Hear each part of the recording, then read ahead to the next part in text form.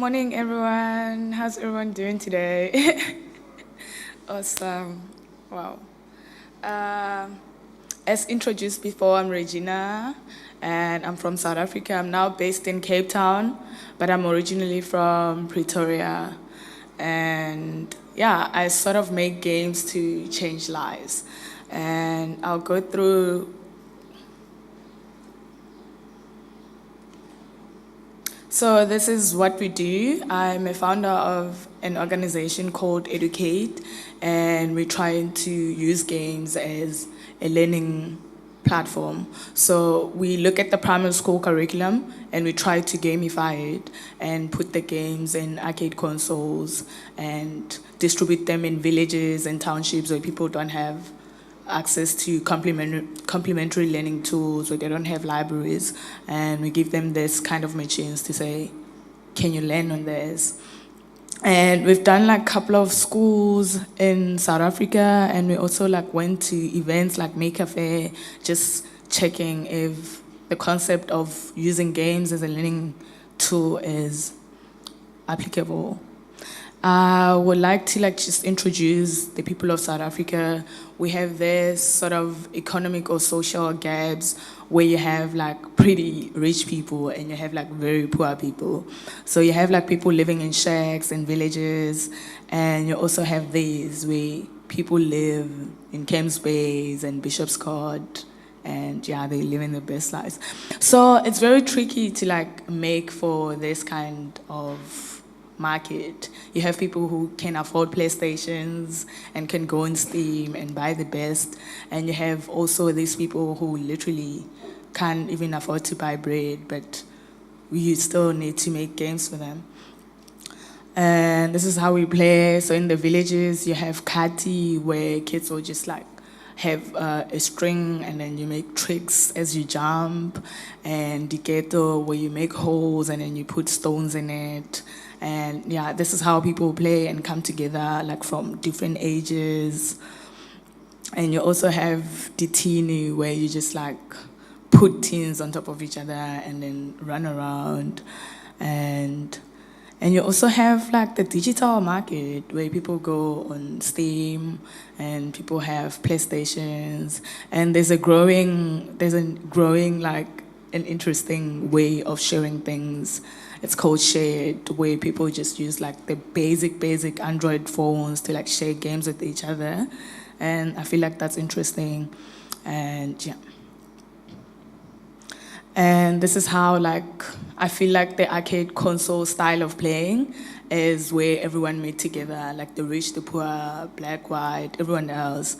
And this is one of the arcade consoles that my parents, arcade centers that my parents own.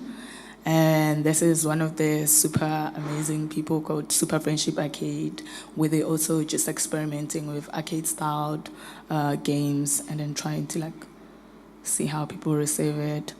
In terms of who is playing and who is making games in South Africa, we have the Super Friendship Arcade. They do like they based in Cape Town, where they will have like parties in clubs and then get the South African people who make games to come together and display the sort of games that they make. And there's the same thing that is sort of happening in Johannesburg and very north of South Africa. It's called Glitch Phase. It's very new, but yeah. And then you have like studios. Most of the studios that we have, they are providing for corporates. So you have people making games for banks, you have people making games for government organizations, and you also have free lives who make brothels, and you have Denny who made Dungeons Desktop, and all of that. Yeah, and Cape Town is very interesting in terms of the gaming scene. Everyone is sort of going to Cape Town to make games because I feel like they sort of forward. We have monthly meetups with Make Games SA, and we're trying to now have monthly game jams, like 8-hour game jams, and then we have a theme and we play around every month. And there's also a growing indie market in Cape Town where people are coming down to like make games, and we even like make a website for them to like, hey, come to Cape Town. There's pizza, there's mountains, there's like oceans and all of that, and come experiment with us. And I would like to also just expand on what I'm doing.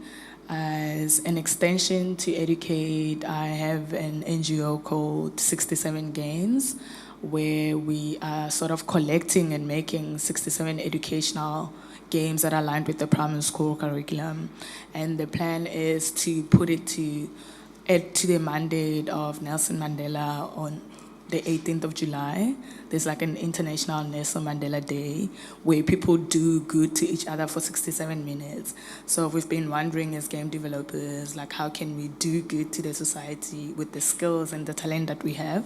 So we are making 67 educational games, and this is for everyone to like, you can volunteer to like make a game for us. The plan is to collect and make 67 games and put them in 67 arcade consoles and sort of distribute them to to like villages that don't have any other complementary learning tool, and let them to like learn as they play. And if you're interested in checking what we've been doing, we had like a game jam already. It was happening in Berlin and Joburg and Zambia and South Africa at the same time. So we're planning to have more of that to just like get people excited about the project and making for us. And you can check us out at 67games.org. And yeah, and then follow us on Twitter as in at 67games SA. And yeah, if you have like any other questions, you can just like drop an email or we can talk together. Oh, and there is an exhibition of the games that are like in process, so prototype games for 67 games, and I also brought the games that I've been using to teach kids to like display at the other side that we were at last night. And if you would like to like check it out, play them, and then just tell me what you think or how we can improve. Wow, I'm actually finished.